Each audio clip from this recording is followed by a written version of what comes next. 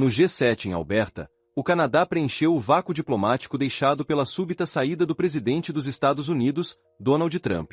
Em questão de milissegundos, o primeiro-ministro Mark Carney assinou um acordo de defesa do Ártico-Pacífico com a Coreia do Sul, anunciou uma garantia de desenvolvimento de $544 milhões para a América Latina, solidificou a cadeia de suprimentos Europa-Ásia com uma aliança de minerais críticos e declarou que nostalgia não é uma estratégia, evidenciando as rachaduras na ordem de Washington. Seria a cúpula de Alberta um marco para um novo centro de gravidade surgindo do norte na equação do poder global? Ou o início de um caos global maior? Analisaremos juntos os detalhes dos últimos desenvolvimentos ao redor do mundo. Não se esqueça de se inscrever em nosso canal, ativar as notificações e curtir nossos vídeos para se manter atualizado com nosso conteúdo. A inesperada saída do presidente Donald Trump da cúpula do G7 de 2025 em Alberta não apenas deixou alguns lugares protocolares vazios, mas também mudou o centro de gravidade político da reunião. Com a cadeira principal vazia, o anfitrião Canadá não perdeu tempo em preencher o vácuo. Nas últimas 24 horas da cúpula, a delegação de Ottawa integrou 3 pautas distintas em sua própria órbita: cooperação na indústria de defesa, financiamento global para o desenvolvimento e segurança de matérias-primas críticas. Pautas para as quais Washington normalmente atua como coordenador padrão. O primeiro-ministro Mark Carney, em sua coletiva de imprensa de encerramento, disse que esta semana tentamos uma nova geometria de trabalho conjunto, mas ele não estava descrevendo uma manobra temporária, mas sim a percepção de que a arquitetura hegemônica do G7 dos Estados Unidos estava começando a ceder. A medida mais notável do Canadá ocorreu durante uma sessão bilateral com o presidente sul-coreano Lee Jung na manhã de 17 de junho. Lee, em sua primeira aparição diplomática visível no exterior desde sua vitória em 3 de junho, sinalizou que estava redesenhando a política externa da Coreia em torno do princípio de zero problemas, máximo comércio. Os dois líderes concordaram em elevar suas relações, que há 15 anos se baseavam unicamente no comércio de gás natural liquefeito, para uma parceria integrada na indústria de defesa. A redação no texto final da reunião foi breve, mas significativa. Os pacotes de sensores para novas plataformas de vigilância não tripuladas a serem incluídas no inventário ártico militar canadense serão produzidos na Coreia do Sul.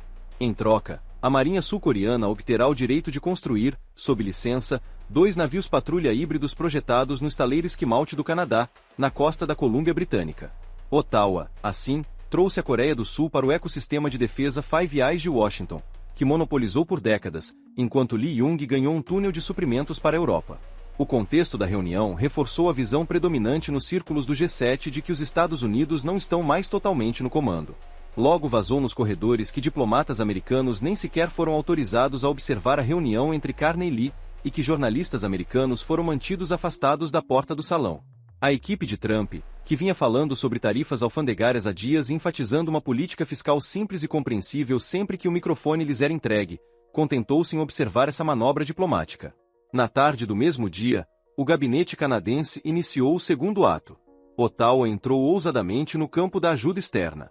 Tradicionalmente posicionado por Washington como um benfeitor global, o ministro de Desenvolvimento Internacional anunciou um novo programa que fornecerá $544 milhões em garantias de empréstimos para projetos destinados a reduzir a pobreza, preencher lacunas de infraestrutura e aumentar a resiliência climática na América Latina e no Caribe.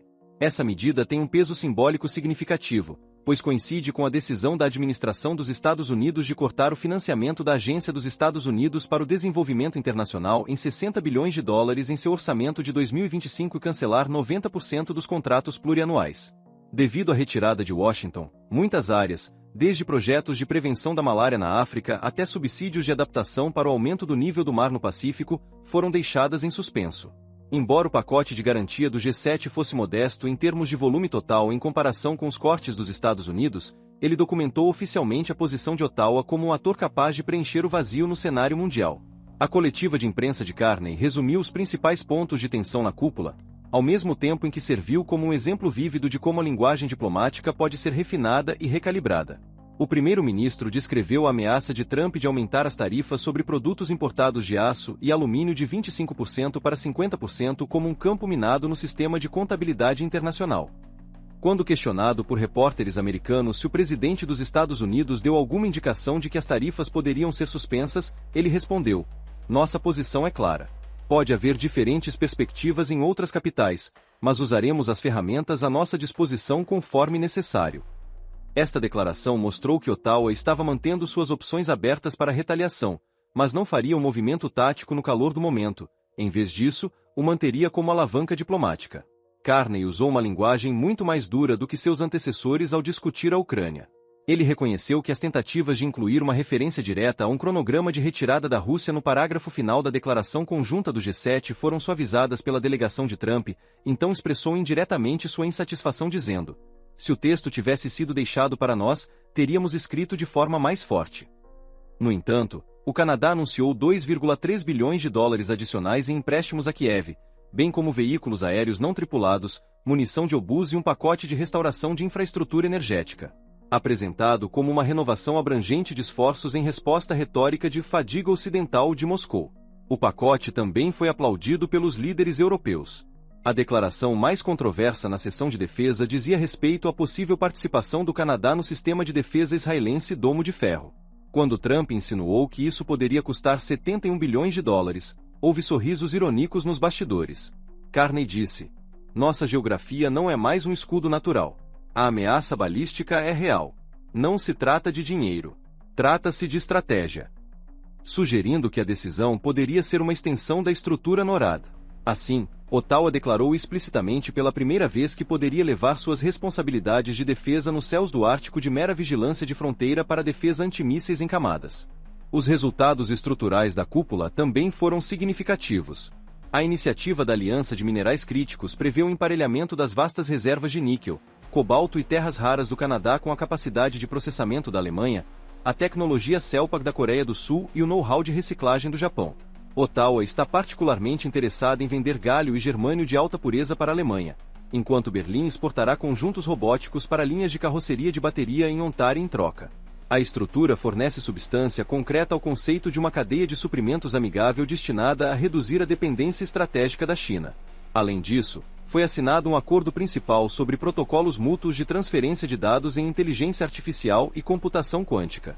Os laboratórios quânticos fotônicos do Canadá, com sede em Waterloo, testarão o protótipo de chip de energia zero do NICT do Japão.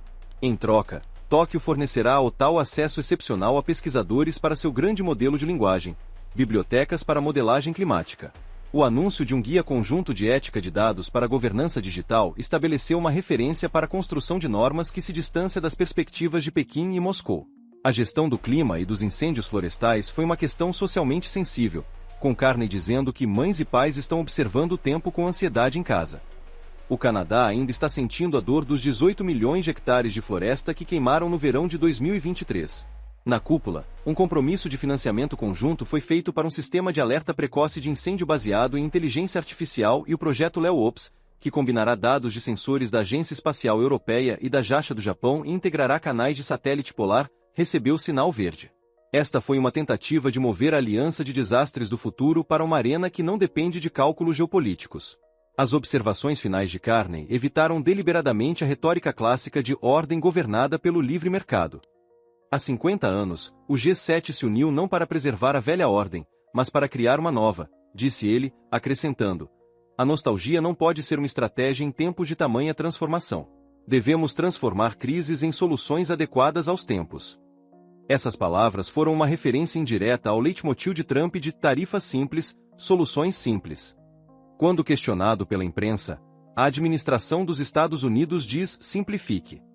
Você diz que a complexidade está escondida à vista de todos. É possível um compromisso? Ele respondeu. A complexidade é muitas vezes a consciência do sistema, oferecendo uma crítica educada, mas clara, ao campo nacionalista econômico. O Programa de Garantia de Risco do Canadá, lançado na América Latina e no Caribe, gerou um debate especial sobre como se encaixaria na equação global.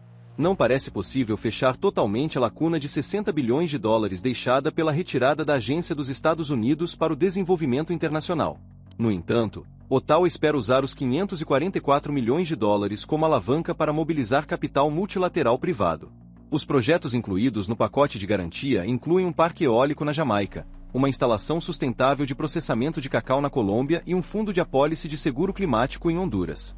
O Canadá tem sido historicamente cauteloso em relação aos modelos de subsídios em dinheiro em sua diplomacia de desenvolvimento. Agora, está mudando para uma abordagem de garantia de investimento, priorizando o crescimento de médio a longo prazo. Embora alguns comentaristas em Washington tenham ridicularizado essa medida como a autoridade benevolente dos atores do Norte, os atores na América Latina saudaram a diversificação das fontes. A manobra do Canadá também teve repercussões significativas para as instituições multilaterais. Enquanto a janela do IDA do Grupo Banco Mundial precisa de capital adicional, as cotas de tragédia climática do Fundo Monetário Internacional foram controversas. As garantias de Ottawa poderiam aumentar seu papel dentro do clube de democracias avançadas em termos de soft power. O Japão e a União Europeia também estão interessados em testar modelos semelhantes à abordagem do Canadá em suas janelas de financiamento flexível. Sobre todas essas questões paira um guarda-chuva invisível, sinais de isolamento dos Estados Unidos. As táticas de choque terapêutico de Trump, impondo tarifas em momentos inesperados, sugerindo que a Rússia seja readmitida e propondo trazer a China para a mesa, desencadearam um reflexo de coordenação alternativa entre os outros 6 parceiros. A cúpula de Alberta foi, em certo sentido, o sinal de partida para uma transição para uma era de clube multimagnético.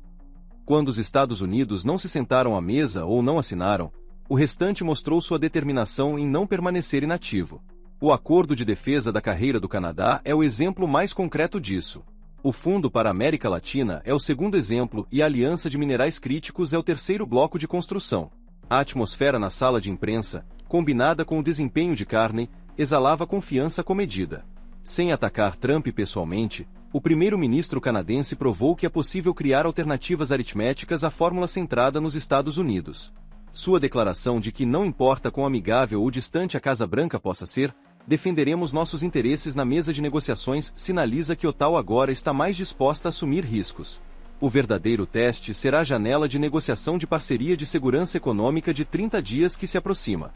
Não está claro se as tensões tarifárias serão resolvidas com um acordo abrangente, se os Estados Unidos recuarão em suas restrições de aço e alumínio, ou se o Canadá aplicará suas medidas retaliatórias.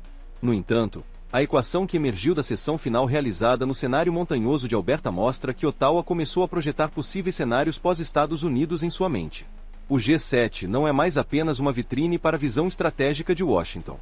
Tornou-se um mercado multicentrado que oferece novas oportunidades para países de médio porte como o Canadá, que são hábeis na arte da diplomacia.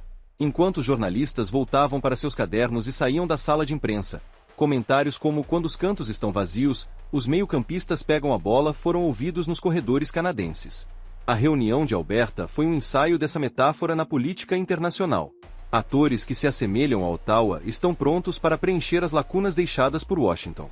Se esse ritmo continuar, o aviso de Carney de que a nostalgia não é uma estratégia ecoará ainda mais alto em futuras reuniões do G7. Quais são suas opiniões sobre este assunto? Por favor, compartilhe seus comentários na seção de comentários. Para continuar atualizado, veja o vídeo a seguir, tenho certeza que será perfeito para você.